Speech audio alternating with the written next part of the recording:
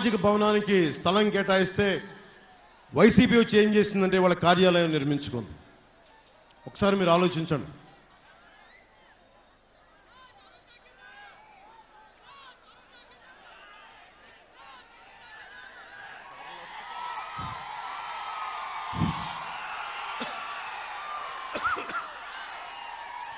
నాకు జ్వరమా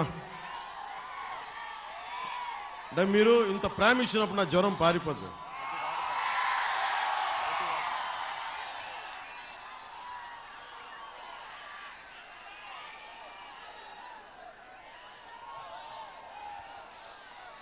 పీలా గోవింద్ గారు సారథ్యంలో సత్యనారాయణపురం, కొండకొప్పాక, సిరిసపల్లిలో దాదాపు 3416 కిట్కోలు నిర్మించారు.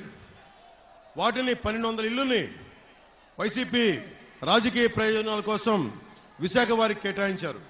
ఏ ఊర్లో ఉండే వాళ్ళకి వారికే కేటాయించాలి కదా. మిగతా ఇళ్లన్నింటినీ వైకాపా నేతలు వారి సొంత లాభానికి వాడుకున్నారు. తెలుగుదేశం ప్రభుత్వంలో కేటాయించిన ఇళ్లన్నీ తిరిగి కూటమి ప్రభుత్వం రాగానే వారికే కేటాయిస్తాం. అర్హతగా ఉన్న వాళ్ళకి కూడా మిగిలిన